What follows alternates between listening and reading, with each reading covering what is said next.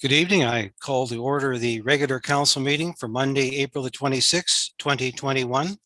I'd like to recognize that we are conducting our business today on the unceded and traditional lands of the Stalo people, particularly the Shawathel, Shwahamal, Peters, Yale, Union Bar, and Skowluck First Nations.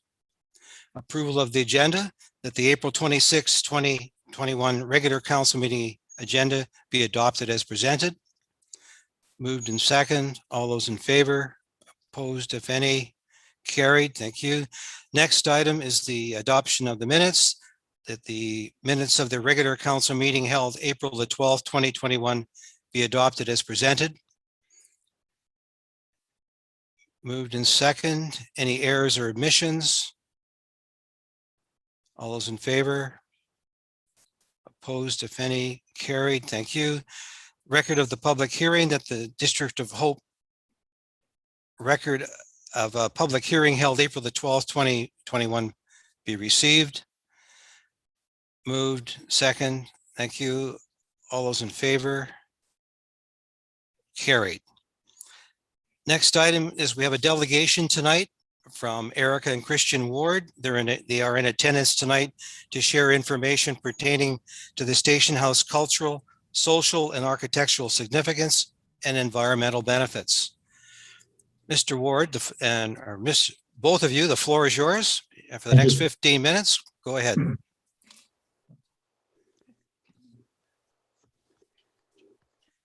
Are you planning to screen share? Yes, trying to screen share. Okay, our host might have to help you with that. I'm not sure.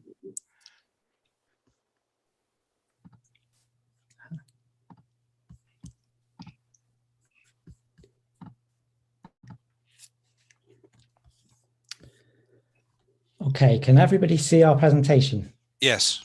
Thank you. So good evening, Mayor and Council, and thanks for giving us the opportunity to speak with you, and welcome to your bi-weekly Station House update.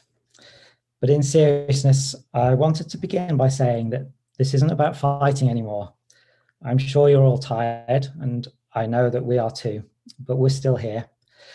I think during this pandemic, it's inspired us all to question what's important to us.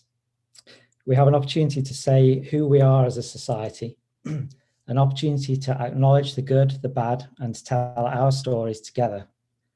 This is how we learn as a society, and in doing so, we can transform our station house into something sustainable for the future while honouring all our histories. We all say that heritage is important to us, whether it's in a district document such as the IOCP, or whether it's enjoying visiting heritage buildings. But what do we actually do about it? We now have some breathing space. This is an opportunity to do something, to do the right thing. It's time to walk the talk and reinvest in what's important to us. So tonight we'll be sharing more information about what makes preserving our station house so important to our province and community, and how it's possible. We can all work together to transform this building into something remarkable for the community and BC as a whole for the future. We recently launched a Colour for Heritage event for children and seniors, recognising that often these parts of society don't always have a voice. People are invited to colour in a picture of our station house, and at the bottom complete the phrase, "I want to save the 1916 Hope Station House because." So you see these children who completed their pieces of art here, and they said, if you destroy it, all hope is lost. So when these children were told of the plans to destroy the building, their response was a sad, "Oh, but why?" And that was out without even knowing the history. This is also a reminder that we're caretakers of heritage for future generations. The images that are shared here today are with the permission of the parents. So as community members, we all have different priorities and visions for how we'd like to see our beautiful town develop. Someone who's been a victim of crime may prioritise spending on the police. Someone who loves sports may prioritise spending on recreation facilities. As a community, we're much stronger together when we respect and appreciate one another's differences. For me, I love history and always have done. I find a kind of magic in the endurance of buildings. Buildings like our station house give us a way to touch and feel history, and they have a physical presence within the community which connects us to our past. The following letter excerpts are from other residents of Hope. So the first one says, I've lived in Hope for 65 years, and the Hope Station House has for over a century been a prominent fixture in the community. It has a great role yet to play in our hometown if given a chance. I have lived in Hope since the spring of 1948, and the train station has always been part of my life. I so remember the thrill of gathering at the station with other townspeople when Queen Elizabeth came through. My dad became the station master at the Hope Station. This became our home, the place we worked, the place we lived and played. As kids, we would wave at passengers from our upstairs bedroom windows. It holds a lot of memories.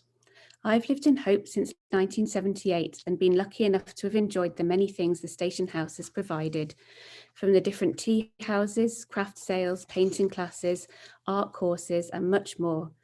The station house brought a lot of great memories to people in the community, and there have been many more supportive letters and comments besides these.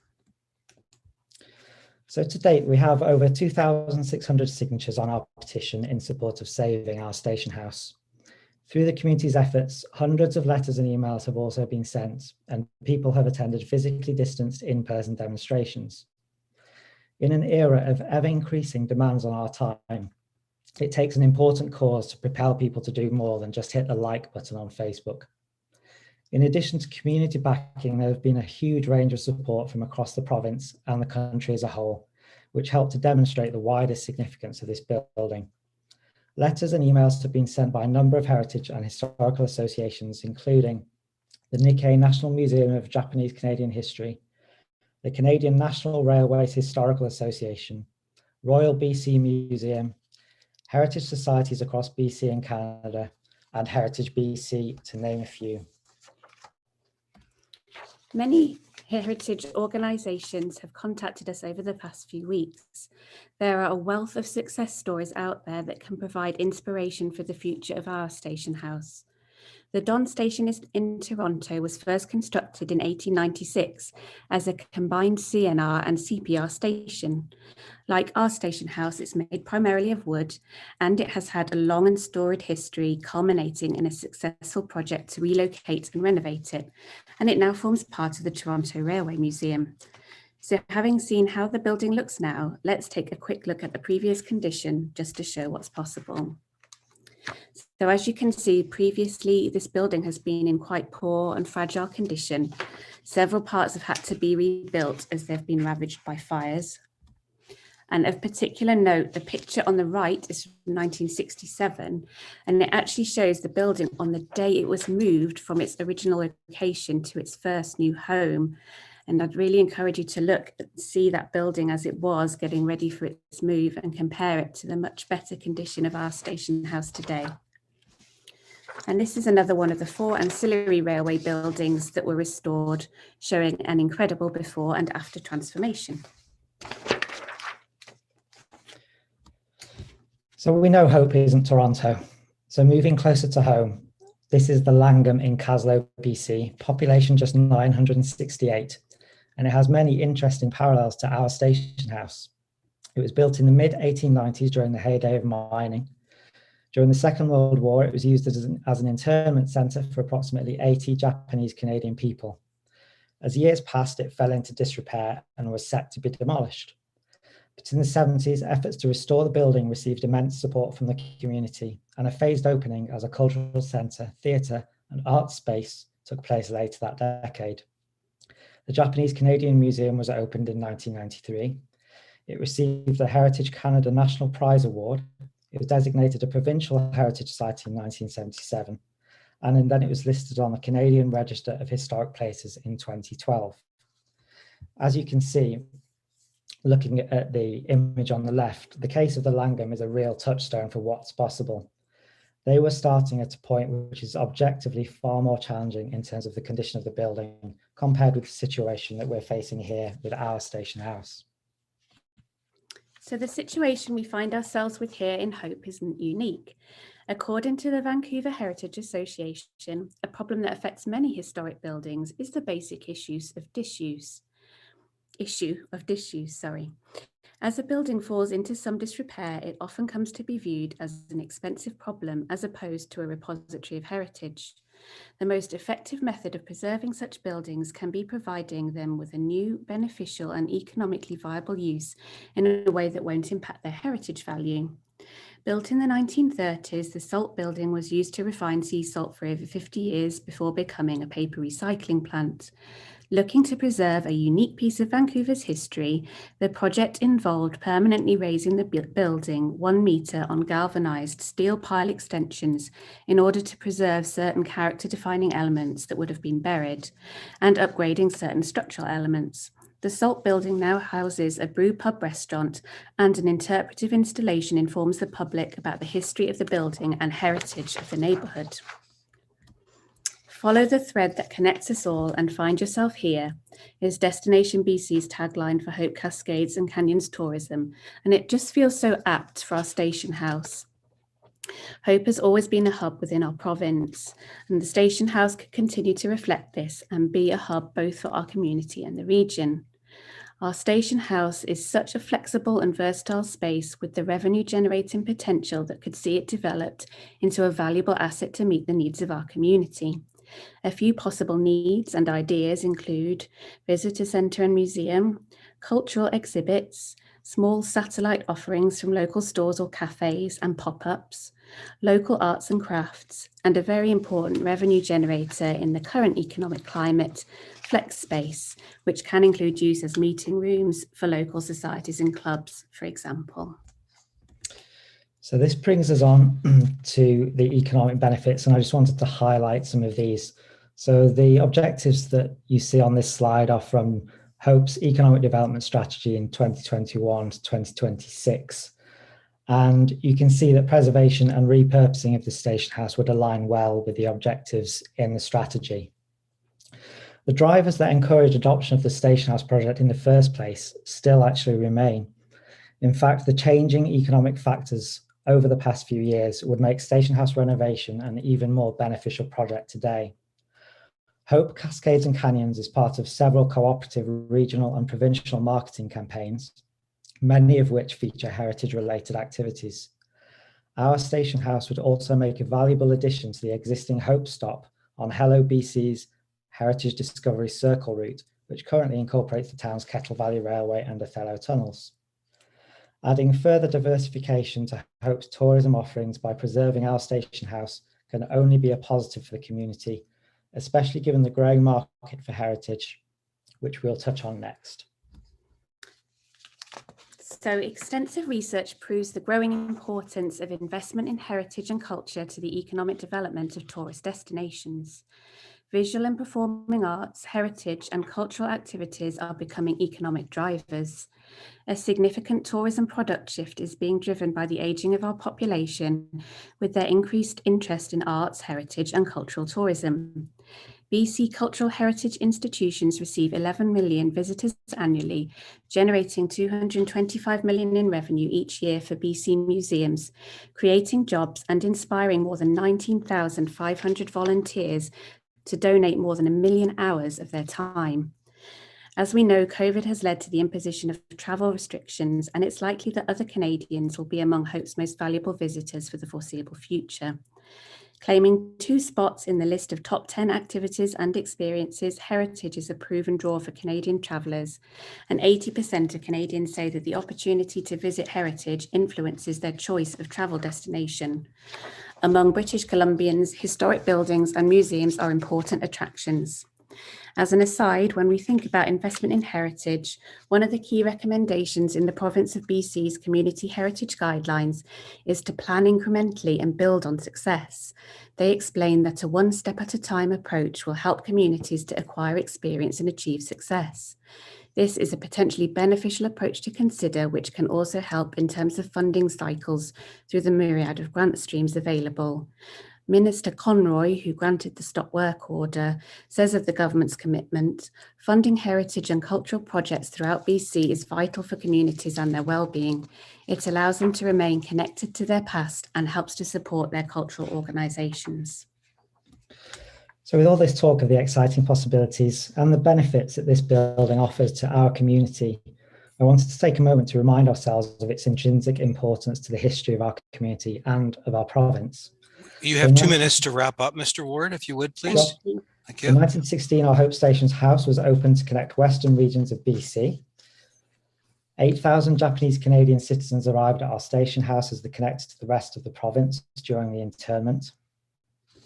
Our station house is a quite rare special design which holds additional architectural significance and is the last remaining station of its kind in Canada. Canada National Trust also explains that it's vital to repurpose as many existing buildings as possible. They say reuse is going to have to be our new normal. This building is also a physical representation of the histories of multiple ethnic groups. Chinese and Mexican immigrants travelled to BC to install the tracks. African Canadian porters manned the trains. Chawathal people worked on the railway, and other people indigenous to the land were displaced from their homes. And this takes us back to the beginning where we started with colouring. I want to introduce you to Ritsu Saimoto. She is 88 years old, and she did her colouring from where she resides in a memory care home in Vancouver. During World War II, she was an internee at East Lillooet internment camp. And while she was proudly showing her colouring of the station house to her daughters over video call, her friend from the care home was also there, who just happened to be an internee at Tashmi. So as Ritsu says, save Hope Station because it's important to not forget history. Thank you to everyone out there who is supporting our station house. Thank you, Mayor and Council, for listening. Are there any questions? Thank you. If you would mind taking down your presentation, thank you. Then we can all see Council. Thank you for your presentation. Before I open it up to Council, I have a couple of questions myself before I move on. You updated tonight and said you have 2,600 signatures. At the last presentation, Councillor Tron had asked for the coalition, if you will, to give us a number of, break that down to how many local signatures you had. And do you have that number now? I can talk to that, certainly. So the petition itself, due to privacy laws, doesn't allow us to access the information pertaining to location. But what we do know, however, is that the petition was shared to local Hope groups and local history groups. And we know for sure that there's a significant support from within Hope. I also wanted to say it's important to acknowledge that it's a petition and not a referendum. Petition is merely a formal request signed by a number of people presented to authority. In understanding the evidence behind the stop work order request that was granted, we must acknowledge that Hope Station House has a significance far beyond the municipality. And within that, it's important that we give a voice to all stakeholders. In accessing provincial and federal grant money, we acknowledge that all people in BC who pay tax are stakeholders. And in the same way, we're already paying ourselves for heritage preservation across the province and the country. Would it not be a good idea to try to get some of that money ourselves for our own community? All right, we were looking forward to hearing if you could break that down, because I think that's an important number that Council is looking for, to see how many of our local taxpayers have actually signed the petition. Have you formed a society? And if you have, what's the name of the society? There's nothing concrete to confirm about that at the moment, but we'd be able to share details at some point. Okay, have you secured a site? Well, this is really the subject of the ministerial investigation. These are going to be the options that the minister is looking into, and it's not really for community stakeholders to secure a site for a location that's under currently ministerial investigation for provincial heritage status. We'd explored options, but as Christian said, this is going to be something that is going to be looked at, exploring the various options and what would be possible fits for the building. So there might be things that come up as part of that process that weren't necessarily thought to be on the table, but he's going to be investigating that and just having discussions with the relevant stakeholders. So I think that picture will become clearer with time about what the options are. Now that you've had a look inside the building, have you had the opportunity to put a budget together on what it would cost to move and upgrade that building in another location? So we had, there were figures that were provided that I think were actually supplied at a previous meeting in terms of a quote for moving the building. And so I can't remember what that figure was. What we do know is that the previous architectural plans drawn up by LTA are probably, broadly accurate for today, and are probably of a similar magnitude to the amount of money that the district would plan to spend on a new build info centre and museum. If we take into account that grants would be available on both sides, whether it's a new build or a heritage building, I think you have to consider that investing in a heritage building is actually fiscally more prudent than investing in a new build. And as well, I think it's important to reflect, currently this is a heritage building within Hope.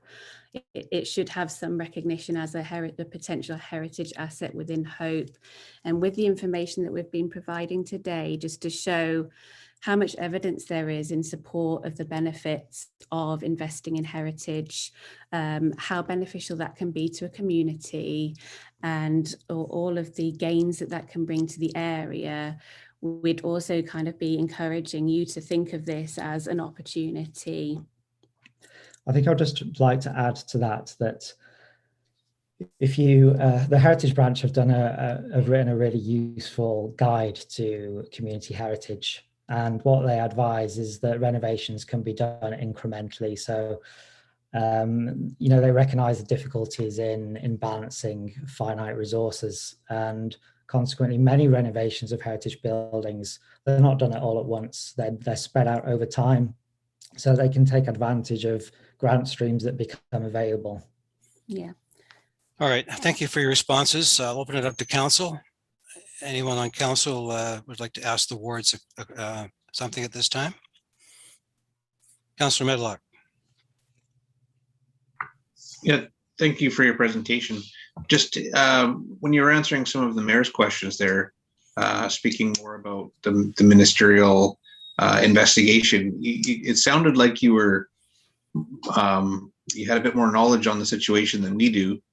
I'm just wondering if you could share some more with us, or just the way you spoke, it sounded like you knew more than council has heard. He's as far as we're aware, he's planning to because he was formulating his plan when we spoke to him. He was kind of determining the different steps he was going to be taking, and we did speak to him, and he said that he would be, I think he said he would be planning to give an update to you all, or that was certainly something that was on his list of things to think about. So I think I'm right in saying that he will be giving an update. Yeah, I certainly expect an update from them. I understand that. Just sounded like he'd spoken to you about some things that you weren't willing to share quite yet, but that's okay. We'll wait. I think it's really just the fact that he said he would be investigating the alternatives to demolition. It wasn't that we went into a lot of detail about all of the different alternatives. It's just that we know that that's part of what he's considering. Yeah, our conversations with him were more for him to understand the background and to understand the processes that we had been through with the ombudsperson and the stop work order, and to understand our point of view while he's starting his investigation. Yeah, thanks. And I understand he's most likely going to be reaching out to the district to see the other side of the point of view. Yeah. Yeah. All right. Thank you, Councillor Medlock. Councillor Smith.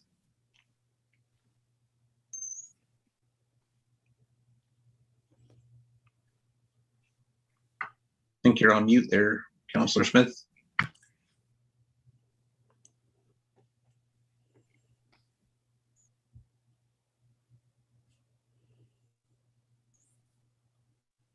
No, you are unmuted, but we still don't have any audio for you.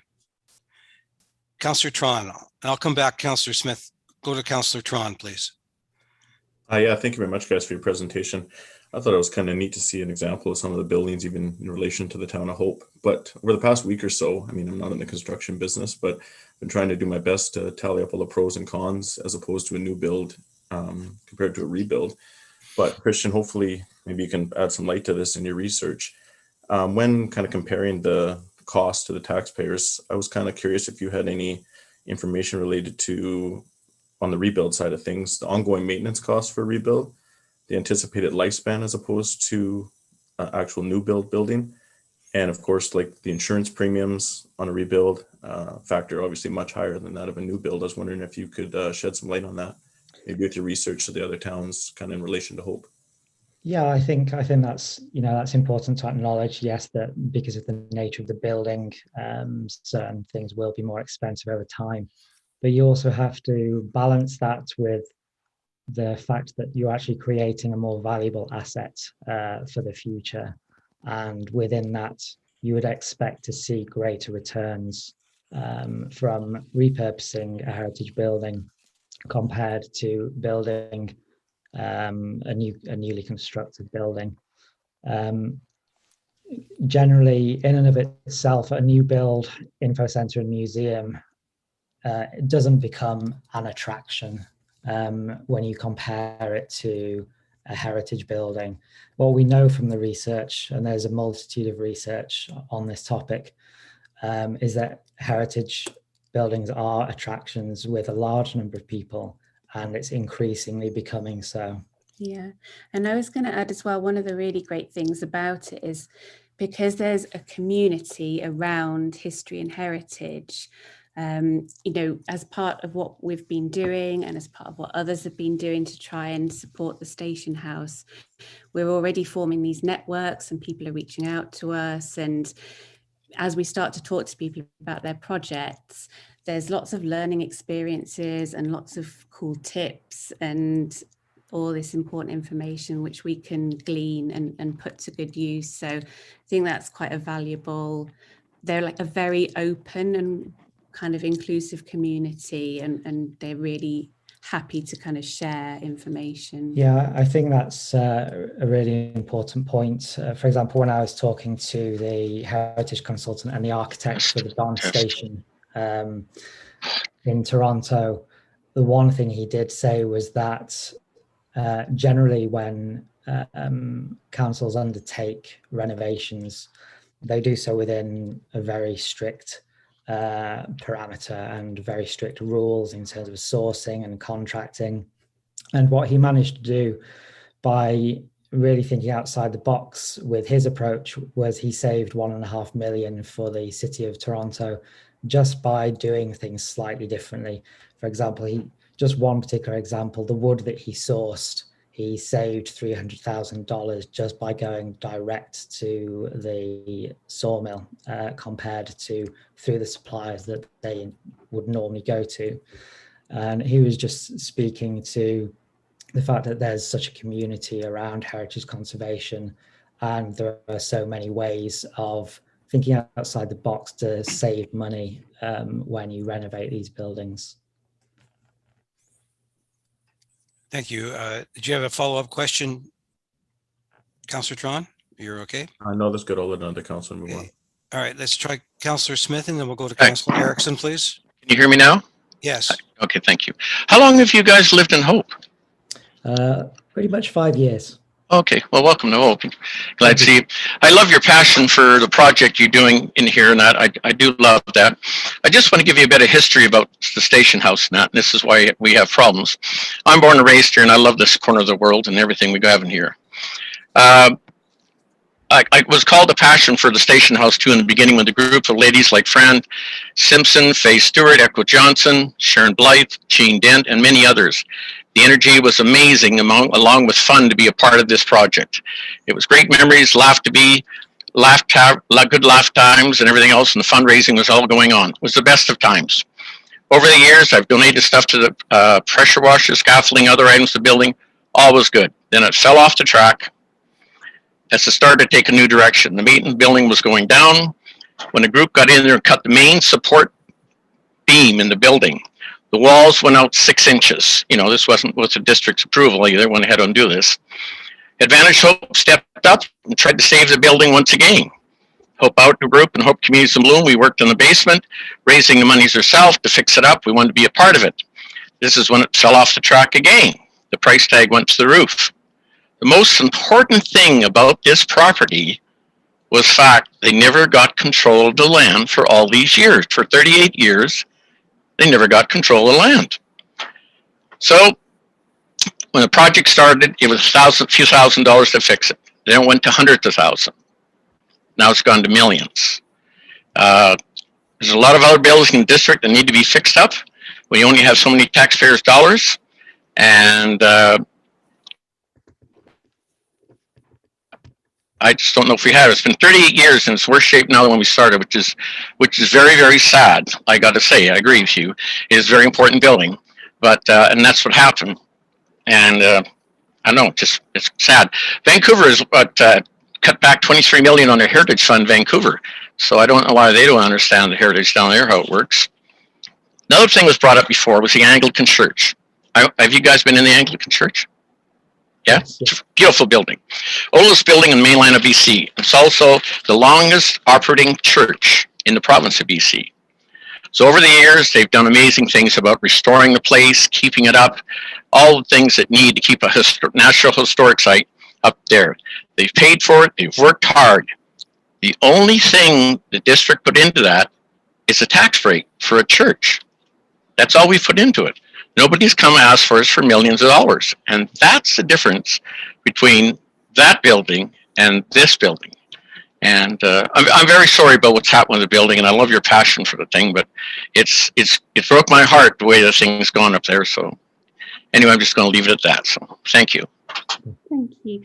Yeah, I mean, a church is an important building in a town. It's not a municipal asset, so I would disagree that slightly there about the nature of the funding.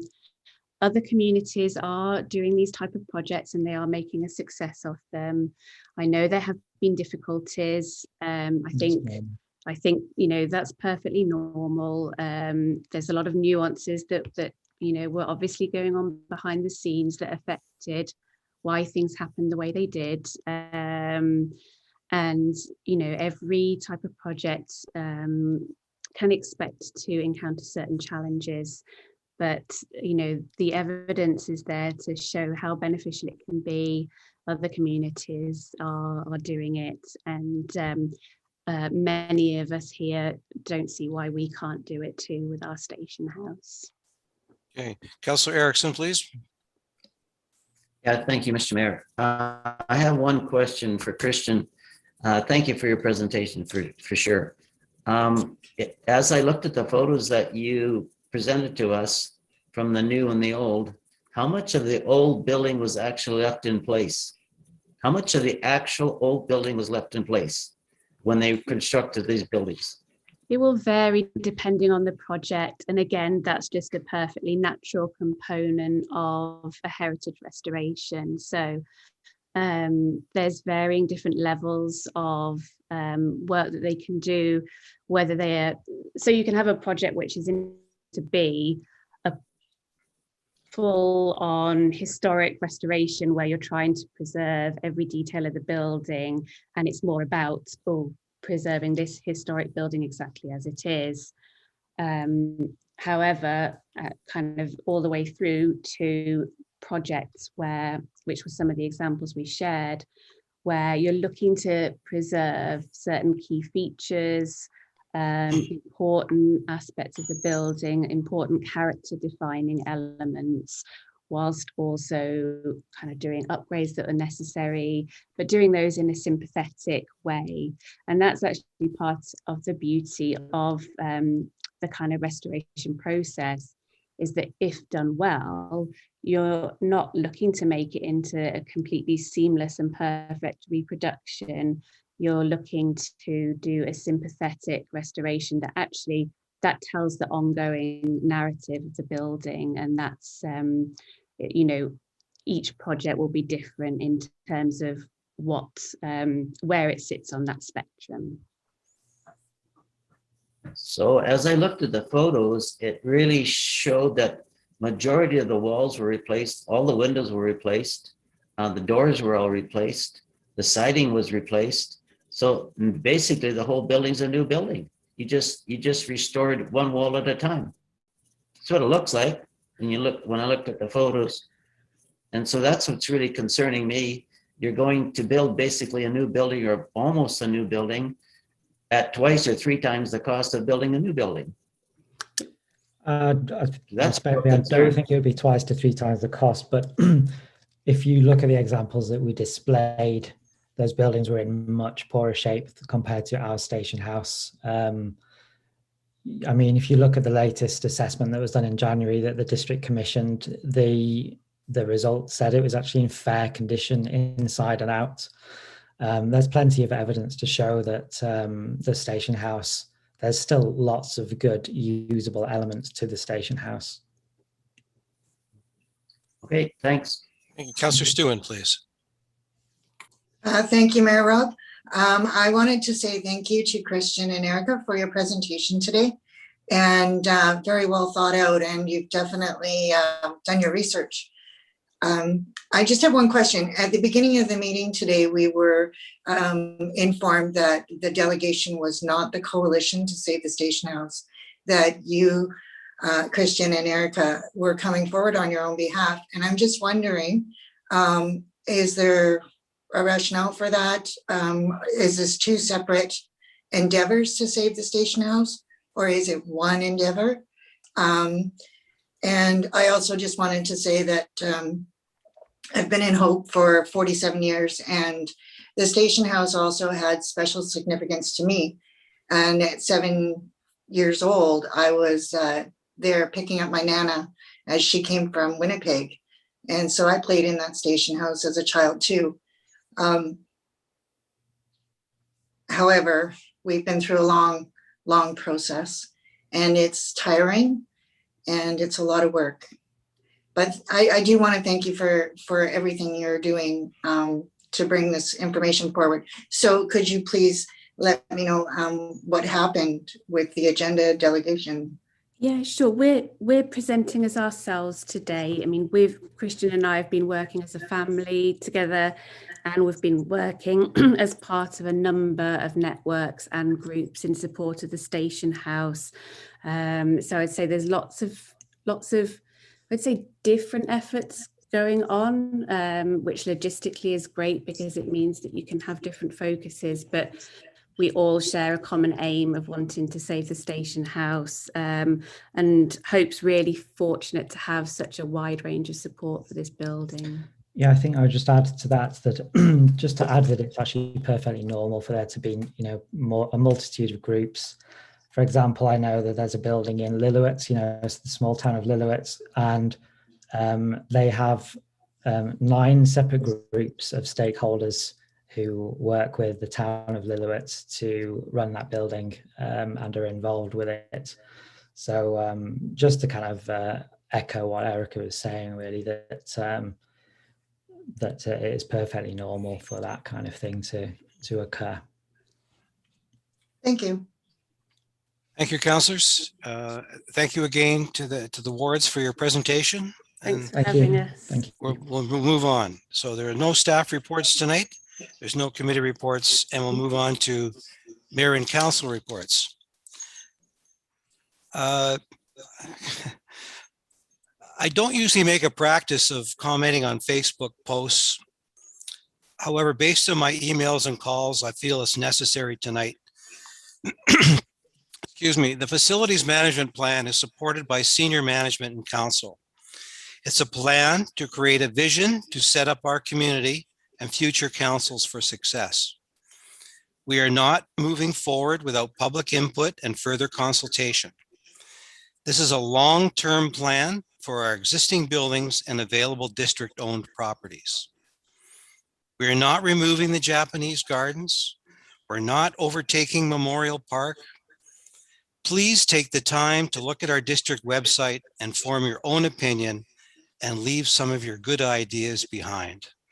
I'm not going to talk about this again. I can't believe what I've been reading and getting phone calls about. So take the time to read the whole document. This is a future document. Enough. Okay, next thing. Our local Earth Day was Saturday. And the Communities in Bloom's amazing volunteers led by Councillor Vic Smith did an outstanding job of organizing and collecting on Saturday. And I'm sure the paint collection alone surpassed any expectations the group had. There was a lot of paint. The day highlighted for me that more work needs to be done with Recycle BC and local retailers to accept items that they sell, like paint, light bulbs, oil and gas. And a huge thank you to the public for the great turnout. I was very pleased at how much the public did arrive and encouraged us to do this again.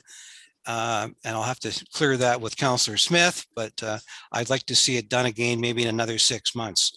I'd like to thank our sponsors our sponsors, Communities in Bloom sponsors, Kel Tire, the Hope Standard, Communities in Bloom, the Hope and District Chamber of Commerce, PharmaSave, Rona, Fraser Valley Cash for Cars, and the Lions Club.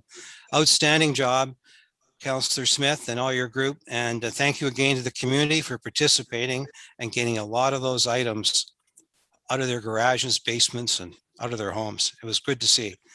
Over to you, Councillor Smith. All right, thank you, Worship. Yeah, so this is the first one the Communities in Bloom and the Hope and District Chamber of Commerce have worked on. I'd like to thank the Chamber team leaders on this event, Director John Jones from REMAX and Vice President Kathy Harry from Cal Tire. Thanks to all the volunteers and the People for Hope for making a difference towards the planet. And thank you to Mayor Peter Robb and the First Lady Donna for coming out and working for the day. I mean, that woman covered a lot of blocks picking up garbage, I'll tell you. And Peter Robb, like he said, he couldn't believe all the paint that showed up. We were a little overwhelmed. The project was fueled by Blue Moose Coffee and reusable cups from Advantage Hope with Brian McKinney serving. Cal Tire received over 500 tires. 80% of them were on rims, which meant it saved people $15 to $20 each. And for some of the older people, they had some split rims there from the 70s and 80s, which are very dangerous tires. So it's good to get those off and out of the way because they're not very good tires. So in Memorial Park, we got 12 totes of house paint. We have 4 more totes coming. We only planned on having 8, so we did get overwhelmed. 4 drums of spray paint, 7 20-liter pails of household batteries, 30 cell phones, 1.5 30-yard bins of scrap metal, and a car for recycling. There was 25 people went out picking up trash in the district. Thanks to Jeremy from Cash for Cars for helping out. Communities of Bloom are proud to work with him to make a difference, as well as Dusty Smith, Councillor Dusty Smith for helping too. It was a very good event. When you start seeing Kid Balls, Lumberland, and Sears on paint cans, you know they've been in your garage for a while. Attended the Purple Light meeting with moving forward and ideas for the fall with Councillor Stewin. April 13th, the Community Forest. We worked with them in the Coquihalla Grade 1 class, and they each planted a tree on the Rotary Trail. The tree will be their height when they graduate in grade 12, we told them. Some of the trees the children sat down for a minute to be with their tree. They wanted to have a moment with their tree before they moved on, which is very good. They're taking ownership, and some are bringing their parents. Community Forest then treated them to individual pizzas the next day for lunch. We planted a total of 300 cedar trees in there, 250 in the morning before the kids got there. Excellent, excellent project. And we got another day of volunteering on the Rotary Trail with crush downs for safer walking. We got about a day left to go to complete that. And I'm now working with a group of business people in the district to get the Chamber of Commerce running. Again, hopefully on the other side of coalition, we're looking to move forward and do other things. The COVID thing really hurt our community hard, as Mayor Peter Robb said. So we're looking for great things and moving forward in the future. And that's it. Thank you. Thank you, Councillor Smith. Councillor Stewin. Thank you, Mayor Robb. I attended a Purple Lights meeting with our guest, Councillor Smith. We discussed some ways to improve our messaging in the community. And so we're going to investigate that. Looking forward to a great kickoff, as I've said in the past. And I also attended an MIABC webinar on virtual litigation. And that's everything. I bet you that was exciting. It was like watching paint dry. Yes, it was great. Thank you, Councillor Stewin. Councillor Erickson.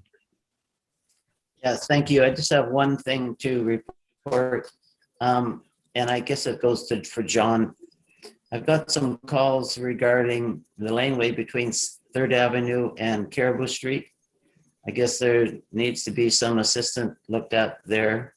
The people on Caribou Street are complaining that the laneway hasn't been maintained for a while. So I just thought I'd present that. Otherwise, I have nothing else to report. Thanks. Thank you, Councillor Erickson. Councillor Tron. Thank you, Mr. Mayor. First off, I just want to congratulate and thank everyone involved with Earth Day on Saturday.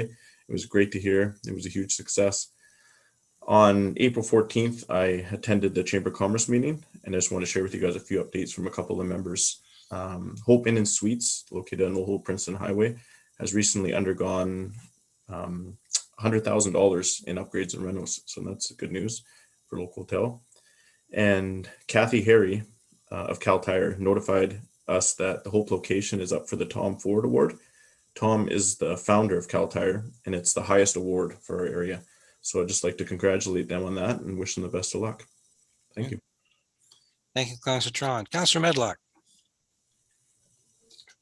Yeah, thanks. I don't have much to report. The Community Action Committee meeting was today. I was late getting to it just due to work, but yeah, that's just a group that's talking about the supportive housing project, and they're representing the business community along with Wes Bergman from the Blue Moose. The two of us are the business community contacts.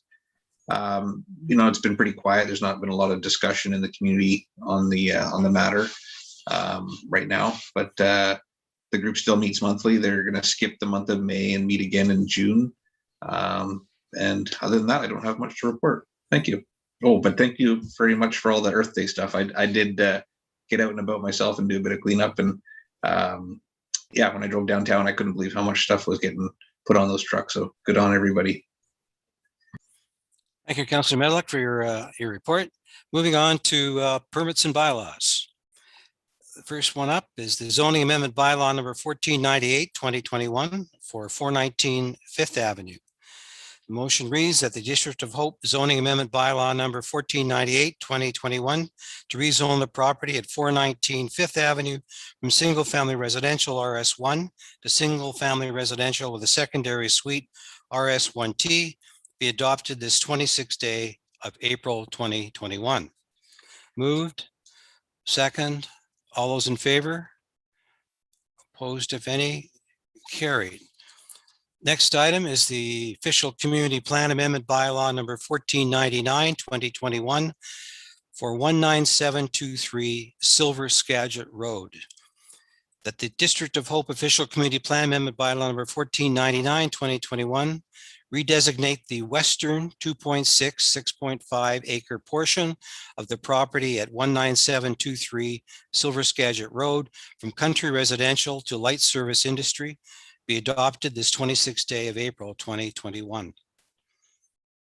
Moved and second. Thank you. All those in favor? Opposed, if any? Carried. Thank you. Next item is the zoning amendment bylaw number 1500, 2021 for 19723 Silver Skagit Road. That the District of Hope zoning amendment bylaw number 1500, 2021 to rezone the western 2.6, 6.5 acre portion of the property at 19723 Silver Skagit Road from country residential CR1 to light service industrial I2 be adopted this 26th day of April 2021. Moved and second. Thank you. All those in favor? Opposed, if any? You're opposed, Councillor Erickson? All right, just a bit of a delay there. No, you're okay? All right, thank you. It's carried. Next item is the zoning amendment bylaw number 1501, 2021, read 20946 and 20952 Acacia Drive. That the District of Hope zoning amendment bylaw number 1501, 2021 to rezone the property at 20946 Acacia Drive and 20952 Acacia Drive from single family residential RS1 to single family residential with a secondary dwelling RS1S be given the third reading this 26th day of April 2021. Moved and second. Thank you. All those in favor? Opposed, if any? Carried. Oh, there's a bit of a delay there. Councillor Smith, are you opposed? You are. Okay, thank You you. want your vote recorded, Councillor Smith? And Councillor Erickson, are you opposed as please. well? I just have one comment. I wanted to comment on it before we voted. Ah, I all wanted, right. I had a question for it before we voted. All right. You want to throw your question at us now? Yeah, on lot 27, there's only 1.6 or 1.4 meters from the property line. Is that according to the bylaw, or is there going to be a requirement that we have to, it's on lot 27, that we have to look at that to see if there can be a restriction on that? Yeah, a release on the, it's only 1.4 meters.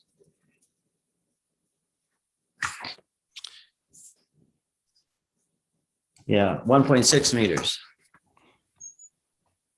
Was that okay with, is that okay with Jazz? As far as, are we gonna have to have a development permit for that, saying that it's, I believe so. Mr. Gill is going to comment now, Councillor Erickson. Mr. Mayor, through you, we've gone through the use regulations of the zoning bylaw to confirm all aspects and components and provisions that are found for secondary dwellings. There is no concern at this point in regards to sort of dimensions and dimension items. So in the future, it just depends on the structure, the location, and where it goes. okay, thank you. Just wanted to check on.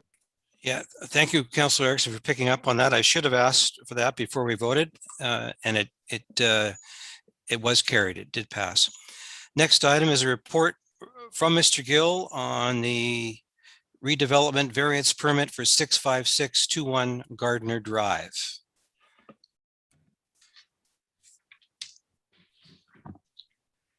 Mr. Mayor, this is the return report for the development variance permit.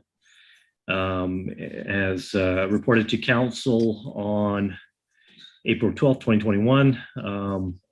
It's the district's unfortunate duty to present this application, which stems from a civil dispute between neighbors. It's not staff's intention to pick a side in the matter, but it's to present the facts and facilitate the legislative process. The current fence is contrary to the bylaw in height, both in the side and front yard of the property. In accordance with the fencing provisions, the maximum height of 1.2 meters is permitted in the front yard, and the portion of a side yard that abuts a street in fronting of the principal building. The front yard is the setback requirement from the front lot line. In this case, the front yard is the 7.5 meter lot depth from the front of the property. Further, a 2 meter high fence is permitted in the side yard and rear yard in any single family residential zone. The side and rear yard is a setback distance inwards off the interior lot line of 1.5 and 4.5 off the rear lot line. The fencing along the eastern boundary on the subject property requires a relaxation from the maximum 1.2 meter height requirement to 2.4 meters within the front yard section. And further, for the side and rear yard, the fencing requires a relaxation from 2 meters to 2.4 meters. All right, thank you, Mr. Gill. We did receive 8 submissions, so I'll read these into the record. First one is to Mayor and Council. I'm writing in support of the variance permit on Gardner Drive. We have been neighbors with Vahi, Kate, and Mary for 10 years now, and must say we are lucky to have them next door to us. They have made many improvements to their property and maintain it with pride and care. Their improvements have a purpose, design, and style that suits their neighborhood and are always done to the highest of standards. We can see their fence through our yard, and it's attractive and well built. Please accept this letter as our support from Hondo Leah Stroyan. Next one is I, Mikhail Schleifer, with my wife, Natalia Reisman. My apologies for the pronunciation of your names. Living on Gardner Drive, are responding to the letter concerning the permit application of parcel A. The fence that our neighbor built does not bother us at all, but in fact is beautiful, well built, and even decorates our street. We don't feel that the height of the fence is damaging or negatively impacts our neighborhood, and ask that the permit be approved. Next one is good afternoon. After looking at some of the responses, I believe that the letter sent to the neighbors by Jazz Gill was misleading. The issue is not the look of the fence. The issue is that the residents chose to ignore the city bylaws and build a fence that does not fit the rules. No higher than 4 feet at the front and no higher than 6 feet at the back. This is not an issue about neighbors. This is an issue about sticking to the bylaws. Why are bylaws put in place if residents can just do whatever they want and not have any penalties? The city council should enforce the bylaws. In her application, Ms. Tarian says that they have had issues with noise and dust, heavy construction, garden tools, pets, and people. She also says that we have had outdoor gatherings with loud music, yelling, and swearing. She goes on to say that we have started large open fires near the fence. It is very odd that she did not call the fire department if this was true. The noise, the dust, the construction, and garden tools were part of site upgrades and are no longer an issue. We have spent the entire year upgrading our yards so we can enjoy our space. We do not have gatherings at our house other than our kids and grandkids, and this hardly amounts to a large party. The 2 fires were in the middle of the backyard, nowhere near their fence. We have never thrown rocks or metal rods into the neighbor's property. We were very careful to obtain permits for everything we did before beginning any of the work that now enhances our property value and adds to the look of the neighborhoods. Sincerely, Ken Spawn and Lila Spawn. There again, I hope I've pronounced your name correctly. Next one is, Dear Mr. Gill, this letter is in regards to the permit application at 65621 Gardner Drive. We would like to express our concerns of how such a large fence could be built in this community. We recently relocated from Delta and couldn't have made a better decision, but when this 8-foot high fence was put up right beside our house, we definitely were very disappointed. We used to enjoy our view, but now we look at this giant monstrosity of a fence. We do not respect the fact that people need, we do respect the fact that people need their privacy, which is why we put a fence to keep our dogs in the yard, enjoy our space, and not be bothersome to our neighbors. Unless you're caging a wild animal, there is no need to build a fence that is so high. It's very obtrusive and very unwelcoming to our neighborhood. It is unpleasant to look at. The bylaws of this community clearly state that a fence can be no taller than 6 feet in the backyard and 4 feet in the front yard. Clearly, this was built without going through the proper channels, and hopefully this will be solved with a regular size fence. We moved here to enjoy nature and its surroundings, and now we look at something that should be built around a compound. Picture attached is the view from our family room, which has now been destroyed by the size of the fence. We used to see a nice hedge of trees. Thank you for your time, Alila and Ken Span. Hello, we live at Gardner Drive, and both of us are opposed to council issuing a variance to the property on Gardner Drive. While we realize that each application for variance must be considered on its own merit, our main concern is the precedent that this is being established. Applications for variance should happen before construction. The idea of it is easier to ask forgiveness than permission establishes a bad precedent. The fence in question violates height provision. Allowing this to happen sets a bad precedent. A fence that contravenes city bylaws could possibly deter future buyers when the current owner decides to sell. Ideally, having this conversation before the fence was built would have prevented the visible conflict that is occurring between the individuals who live on either side of the fence. Is a building permit required for this structure? If yes, was one applied for? Homeowners have to do their research for any property developments they want to make. Please consider our input and direct the homeowner to modify the fence to city bylaws. Allowing him to act first and then get permission sets a bad, problematic precedent. Thank you, Brian and Laura Mana.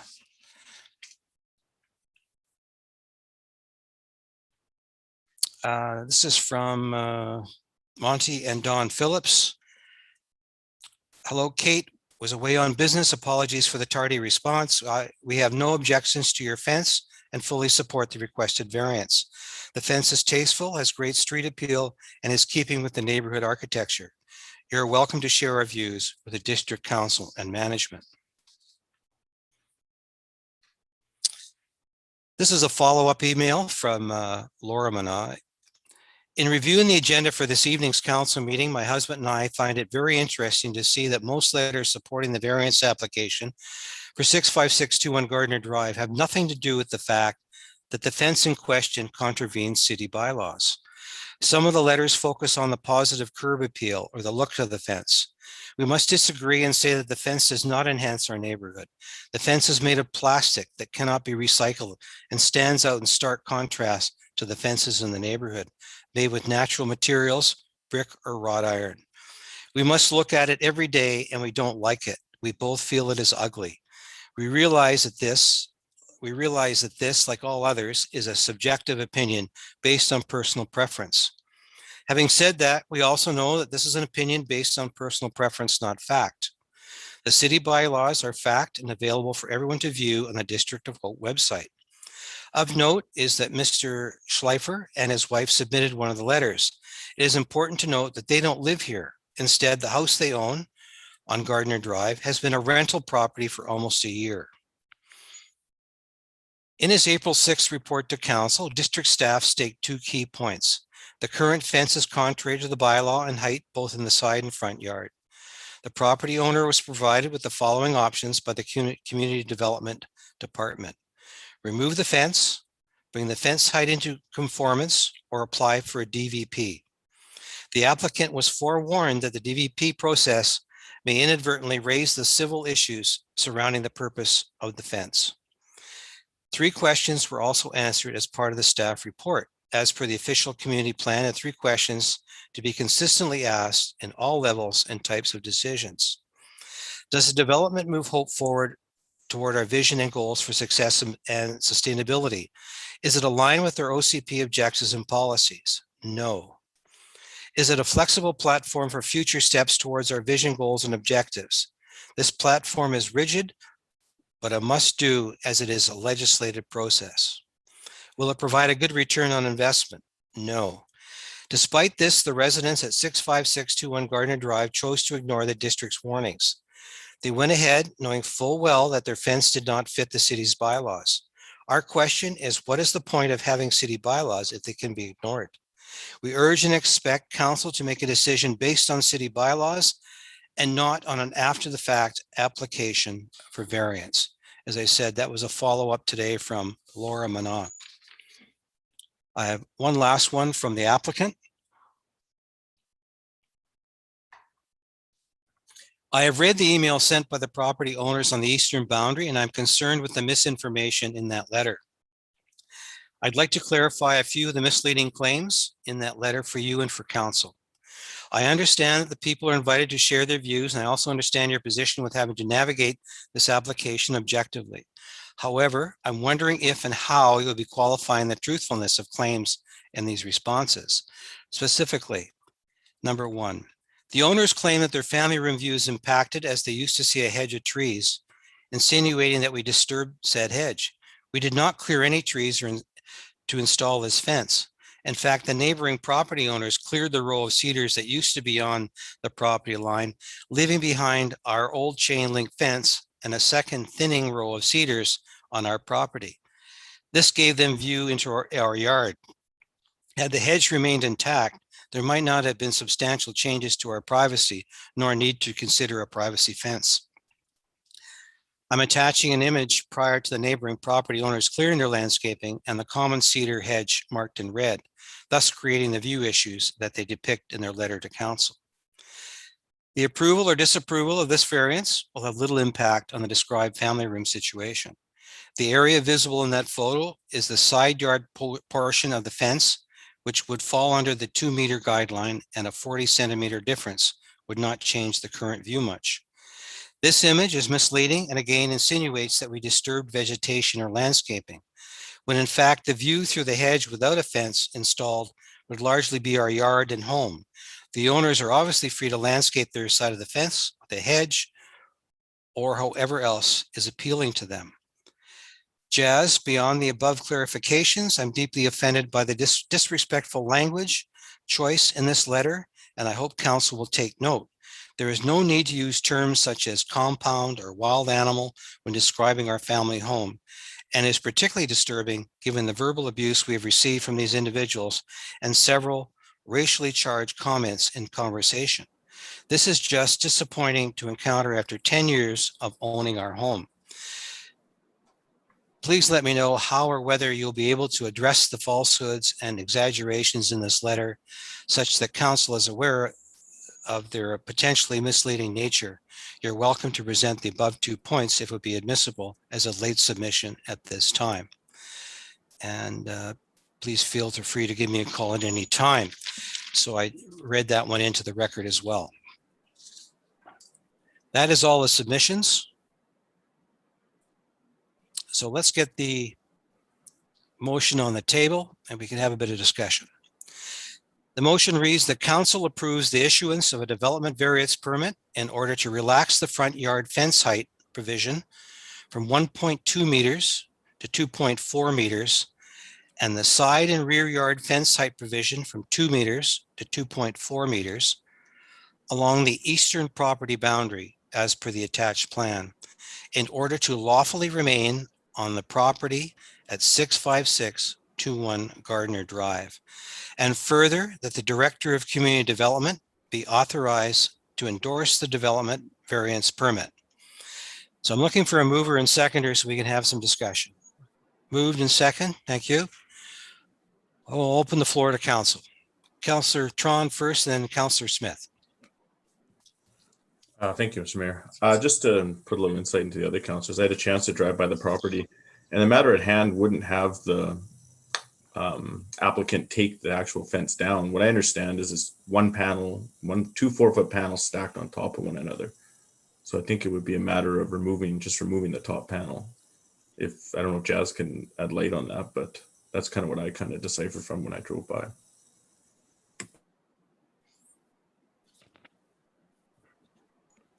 Are you asking staff for a comment on that, Councillor Tron? Is that? Yeah, if anybody else has a comment too. That's just what I deciphered kind of when I drove by, but I could be wrong. Mr. Mayor, as for the components of the fence panel, staff aren't too certain as to what the makeup is and how sort of it was assembled. Okay, so Councillor Smith. Yeah, a question to Jazz for the mayor. Did the owner get a permit to put the fence up? Mr. Mayor, through you, the owner received advice in regards to the bylaws prior to. There is no permit for fencing. Fencing isn't a health and safety item in accordance with the building code. So the code application doesn't apply and therefore permits are not required in this regard. If it was a commercial building of some sort and there was a development permit associated with the landscaping and fencing, that's when something like that would apply. The height, the fence and everything, he would, he'd have to check with that, wouldn't he? The height would have to meet what the bylaw requires. In this case, it doesn't meet the bylaw and therefore we're here on this variance permit aspect. Okay. And also Monty Phillips, I believe he wrote a letter that he was fine with the fence. Does he not live on top of Thacker Mountain? Not according to, he gave me an address of Gardner Drive. Okay, he might have moved. Yeah. Okay, but I just thought that I've had other people say to me, so this is going to be now I just put up my fence and we go to battle. I mean, it's not a very good thing he's done here. It's great. It's going to create a hardship for Mr. Gill and his crew there if people start doing this sort of stuff. All right, Councillor Erickson and then Councillor Medlock, please. Yeah, thank you, Mr. Mayor, through you. I drove by and looked at the fence. So the fence actually doesn't look that bad. It looks like it goes in pieces. So I think it'd be fairly easy to remove it down to a 6-foot level because I think the bylaw says, if I read it right, the side fencing could be a 6-foot fence. And I mean, to me, it looks nice. The only thing that really bothers me about this, he went ahead and did it. And now he's asking for a variance permit after it's done. That kind of really bothers me because of the next person will do the same thing. If we do this, then we'll have more variance permits coming in. And that's the only thing that's concerning me on this. The fence to me looks really nice. I think it's an asset to that community, but I drove by and I thought it was pretty nice. The only, like I said, he should have asked for the variance permit first. Then I think it would have been much easier for us to approve or disapprove. Thank you, Councillor Erickson. Councillor Medlock. Yeah, thank you. Through you. I agree that the fence is attractive. I drove by and took a look myself. You know, it's maybe plastic, but it's made to look like natural materials. But I honestly don't think that this fence is going to solve this neighbor dispute. You know, there's been other situations even recently where we've accepted variances for people that have, you know, want like the property just on Flood Hope Road. The last council meeting, we approved that variance. They're, you know, taking building out of compliance, and the variance allowed them to be compliant. So there's certain situations where I think that's okay. But in this particular one, I don't agree with it. I would be a little bit more agreeable if the variance was only for the side and rear yard, where the fence height is not as great a difference, but it's double the height for the front yard. So on that point, I just think I'm going to not support this in its entirety, and I hope that there is a way that they can reduce the size of the fence to meet the current bylaw. All right. Any other comments from council? Otherwise, I'll call the question. All those in favor? Opposed? The motion is defeated. That's unanimous. Thank you. Next item is another report from our Director Gill.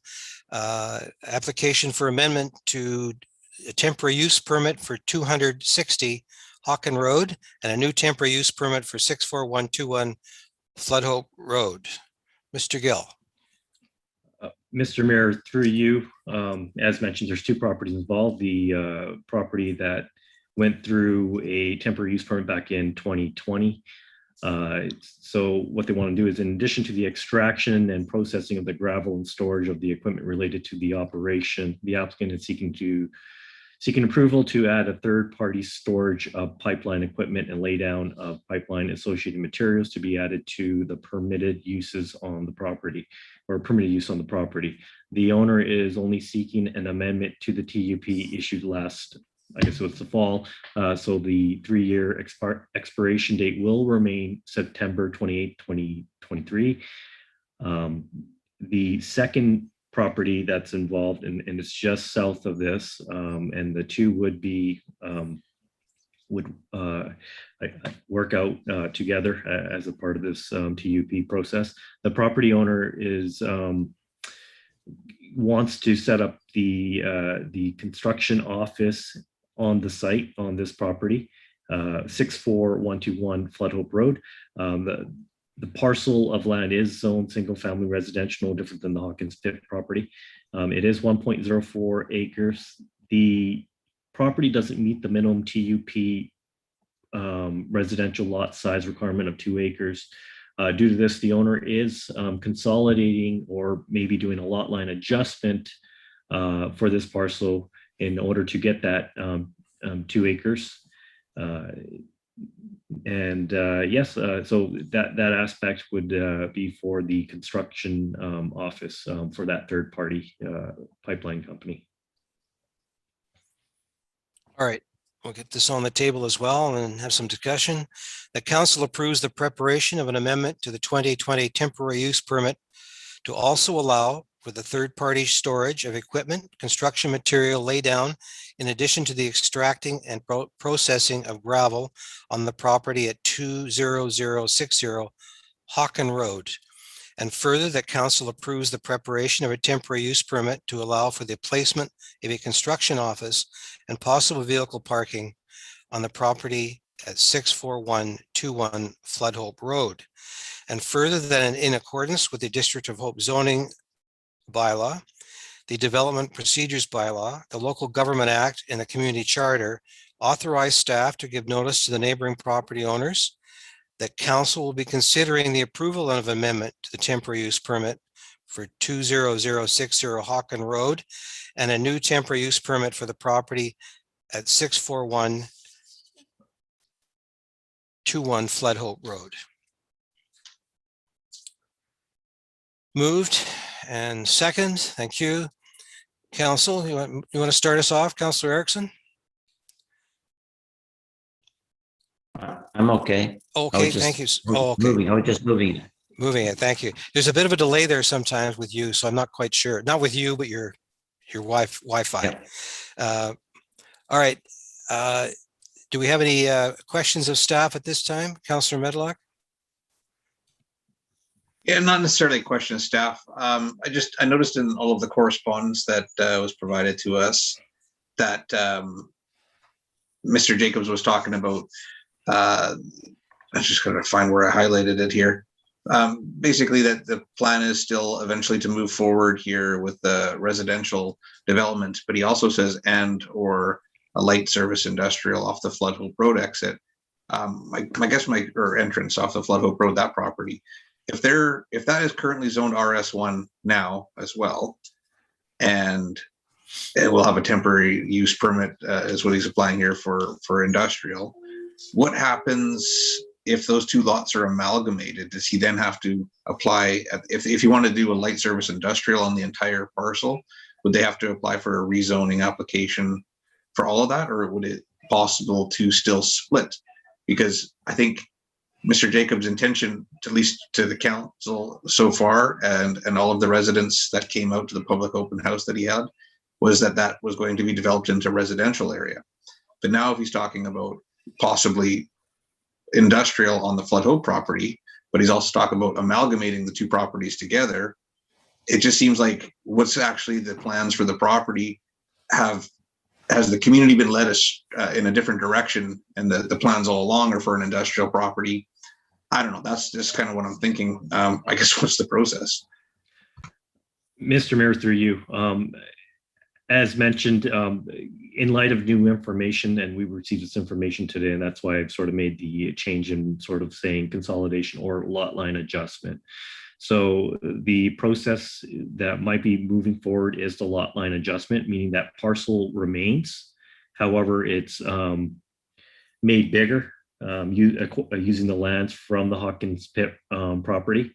Yes, it still would remain RS1 on a later date, going through an application process, no different than this. The formal process would be going through to the public for a rezoning application. So at this point in time, I can't comment any further than that. Yeah, of course you can't see into the future what their plans are. I just wanted to see how that would play out, or if it was tying the two pieces of property that closely together that it couldn't play out in the way that he had previously explained. So thank you for your explanation.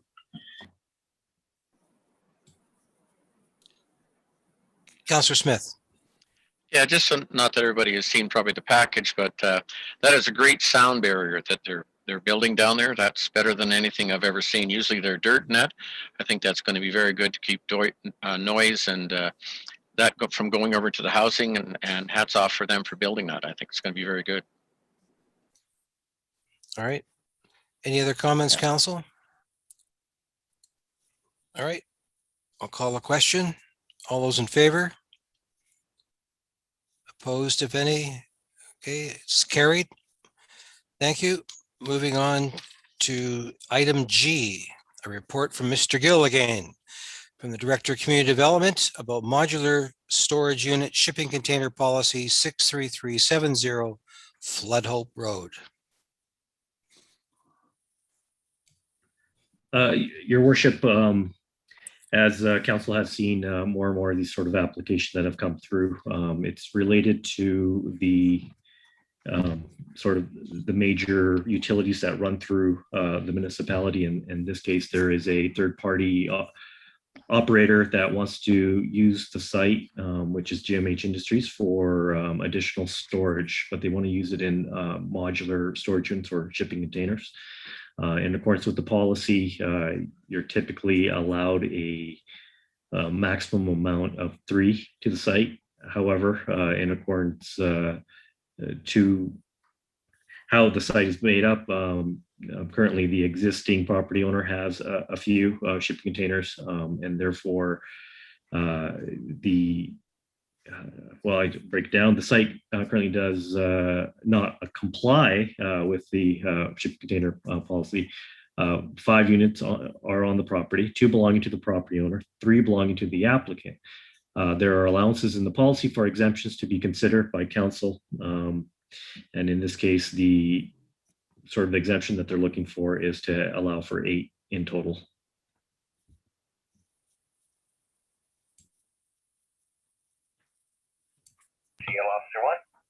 Mute. And you're on mute, Mr. Mayor.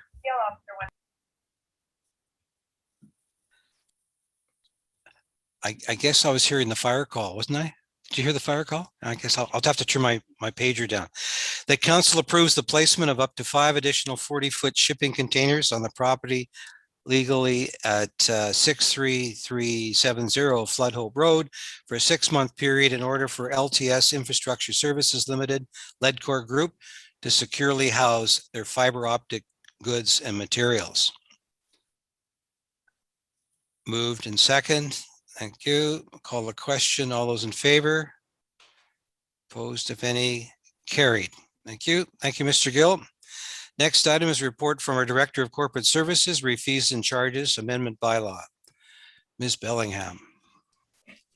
So back in 2019, the Farmers Market moved down to 3rd Avenue from Wallace Street to Fort Street, and council authorized it on a trial period for staff to monitor any complaints and traffic flow issues. None were reported. We had no complaints come through and no issues with traffic flow. Now that the Chamber of Commerce is more active, they have a new board and they're undertaking the management of a farmers market. So this one has a few moving parts. We're looking to, one, have council consider making the new location for the farmers market down on 3rd Avenue every Friday between the months of May 1st to September 30th from 8 a.m. till 3 p.m. So this would happen annually. In doing so, it would decommission the former farmers market site, which is up at the parking lot of 6th Avenue. We're happy to say that one of the constant people that attend the farmers market at SKT Farms is now going to be a business holder within our community. So that's very exciting news for us. And the other person that usually comes along there on a regular basis has relocated out of our community. So the chamber has actively consulted with the people that normally attend up there, and they're happy to move down to the new site. So what we would like to do is also amend the fees and charges bylaw to treat it, the application process, much like we did with the Hope Mountain Market, where the chamber would take out a special event application and they would manage the vendors within the farmers market. Thereby, we're not having bylaw enforcement go every farmers market to collect fees. This will streamline it very nicely, and it's worked very well with the Hope Mountain Market in the park. I'm not looking to change the fees. The Hope Mountain Market paid a total of $260 a year. That would apply as well for the farmers market, and bring it in line. And then later this year, I've done a fee comparison over 19 communities, and I will be bringing to council later this year a sort of looking at streamlining and bringing our categories down and our fee structure simplified.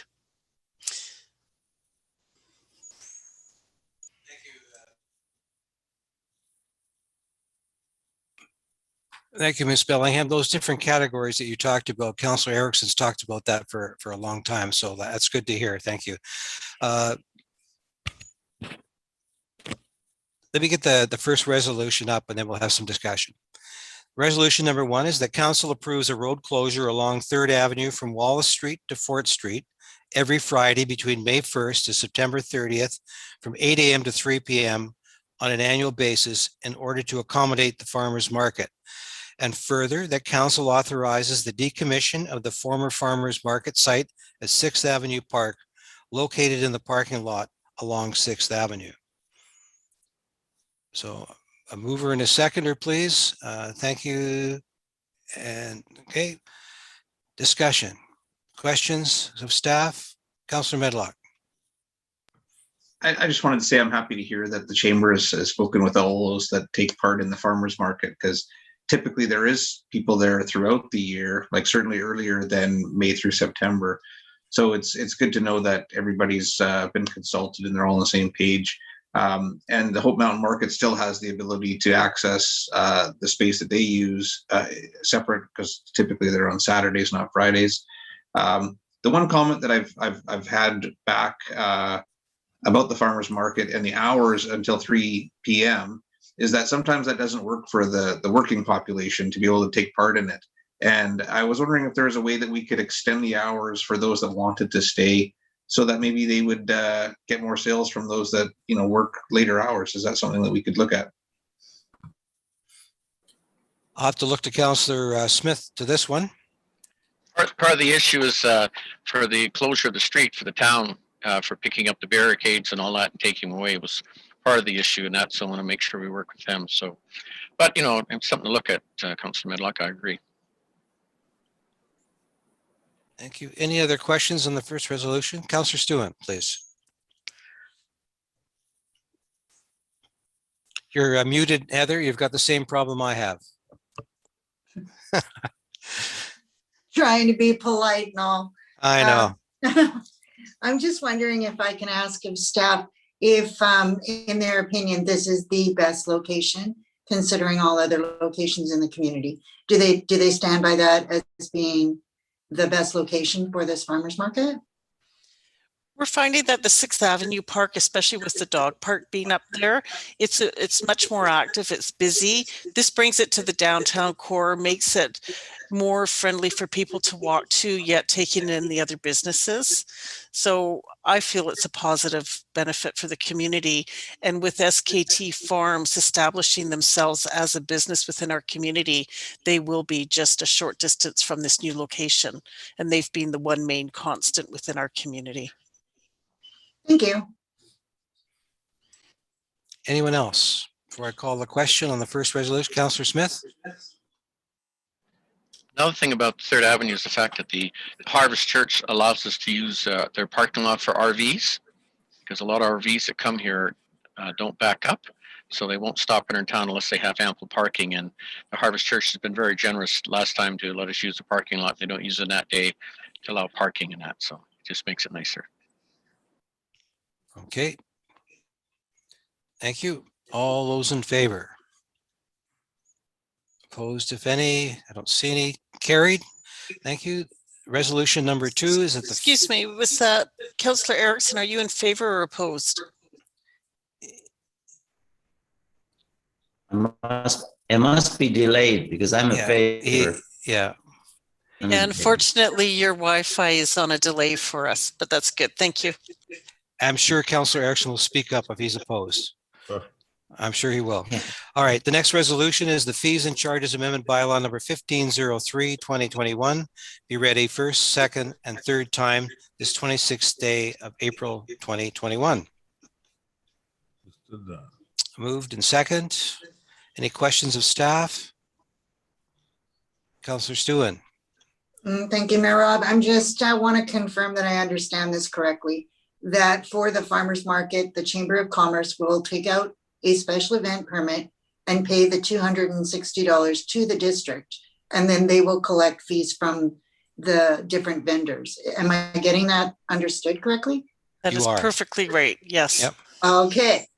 So we can cover picking up all of the barricades and any additional district involvement through these fees and charges.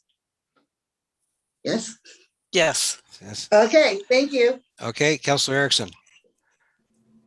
Yes, thank you. On page 74 of the handout, the Fees and Charges Amendment Bylaw, the $260, that should be down onto seasonal outdoor markets, rental of District of Hope lands.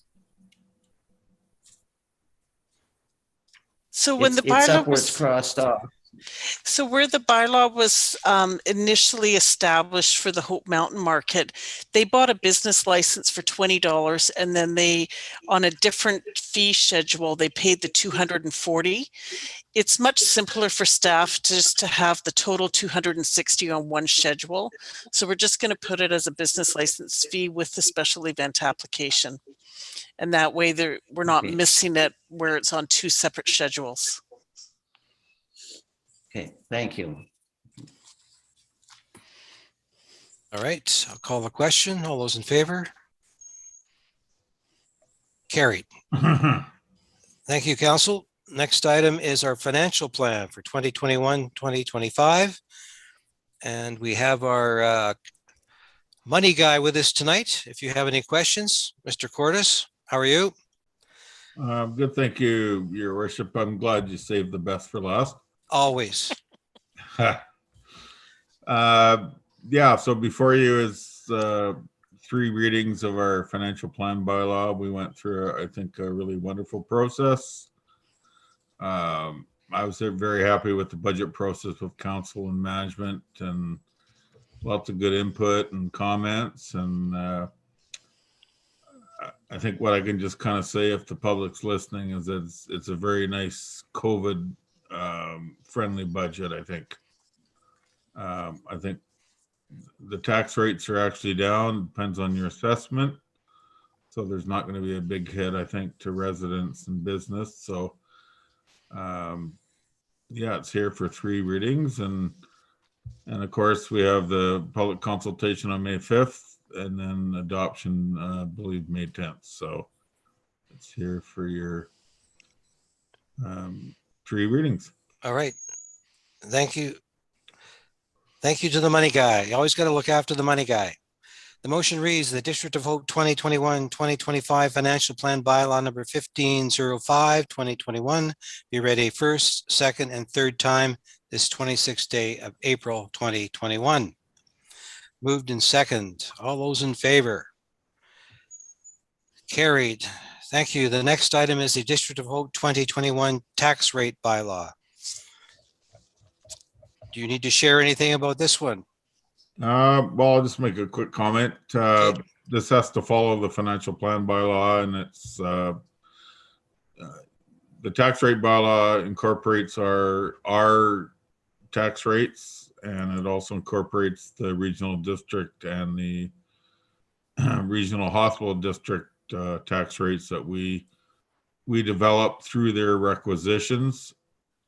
So we're not the bad guy. We just develop the rate to give the requisitions for the regional district for the year. Here we go again. I'd never consider you the bad guy. Here we go.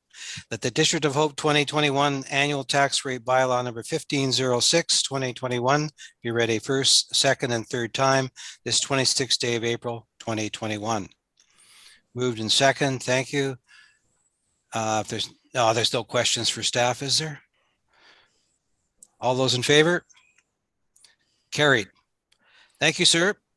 Good job again. Thank you. We'll see you later in May. Next item is for information correspondence, that the for information correspondence list dated April 26, 2021 be received. Moved and second. Thank you. All those in favor? Carried. There's no other pertinent business. The question period due to COVID-19, the pandemic. Council meetings are closed to the public. However, the public can email questions and or comments to the Director of Corporate Services at dbellingham@hope.ca. The notice of our next regular council meeting for the public and to remind council is Monday, May the 10th. We will be starting at 6 p.m. because following our regular council meeting, we will be having a public hearing. Motion to adjourn. Moved and second. All those in favor?